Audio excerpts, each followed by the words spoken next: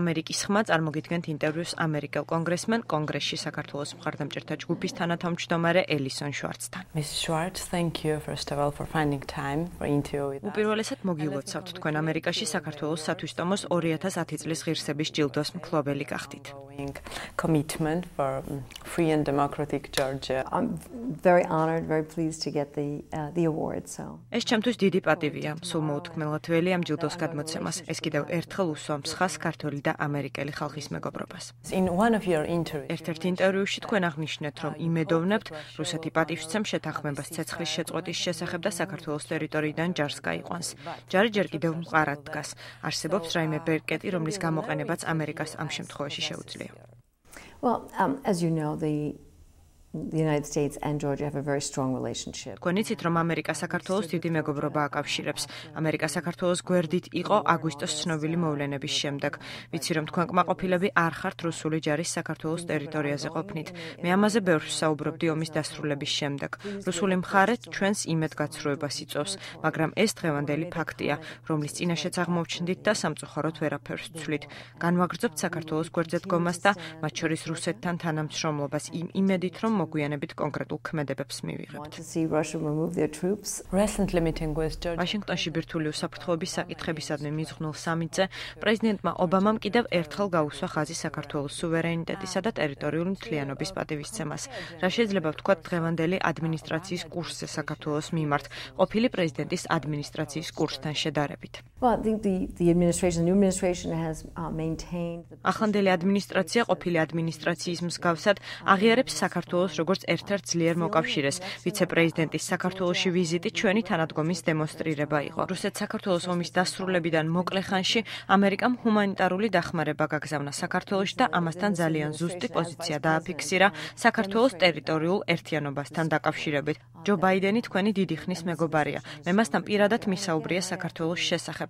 კონგრესში საქართველოს მხარდამჭერთა ჯგუფის ფარგლებში მე ვცდილობ ქვეყნისთვის დიდი მხარდაჭერის მოპოვებას იმისათვის, რომ ხაზი გავუსვათ, თუ რაოდენ მნიშვნელოვანია ჩვენთვის საქართველოს როგორც ძლიერი დემოკრატიული ქვეყნის მოკავშირეობა.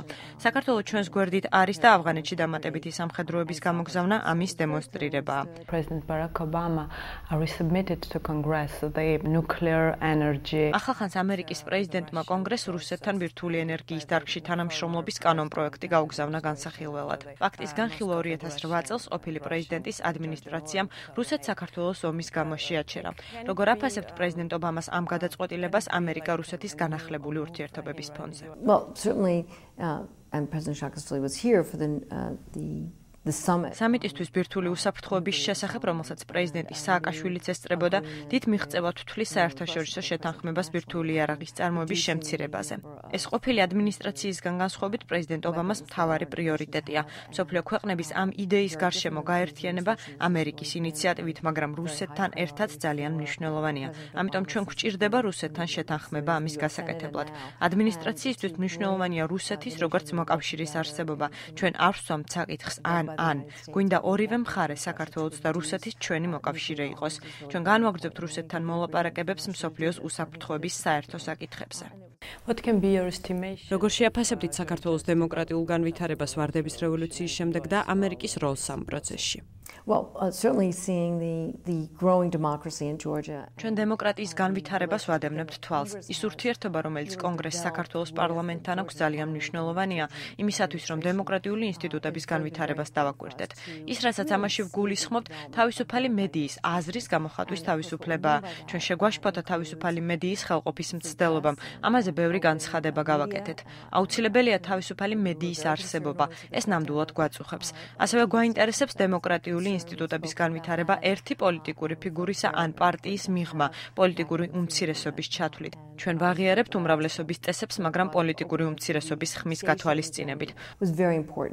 But more concretely, ხედავთ რაიმე ასპექტს პოსტრევოლუციურ საქართველოში, რომელიც თქვენს კრიტიკას იმსახურებს? Well, we know, it's hard. ჩვენთვის ყოველთვის რთულია ქუჩაში ძალადობის ყურება. შეტაკებები ოპოზიციასა და მთავრობის მომხრეებს შორის მიუღებელია. ამ დროს ჩვენ ყოველთვის სამოქალაქო დებატების მომხრე ვართ. დიდი ინტერესით ველოდებით თბილისის მერის ადგილობრივ არჩევნებს. ვიმედოვნებთ, რომ ის გამჭვირვალედ და სამართლიანად ჩაივლის. საქართველო ჩვენი მეგობარია. გვესმის, რომ დემოკრატია განვითარების პროცესშია. ვიმედოვნებთ, რომ ეს პროცესი გაგრძელდება და ამერიკა ამაში აქტიურ მონაწილეობას მიიღებს. Thank you so much. Wish you all the best. ირინა ცერცვაძე, ამერიკის ხმა, ვაშინგტონი.